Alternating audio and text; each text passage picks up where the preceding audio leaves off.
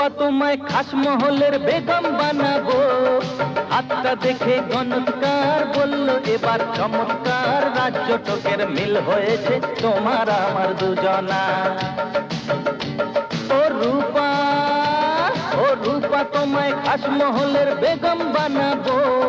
হাতটা দেখে গণৎকার বলল এবার চমৎকার, রাজ্য টোকের মিল হয়েছে তোমার আমার দুজনা।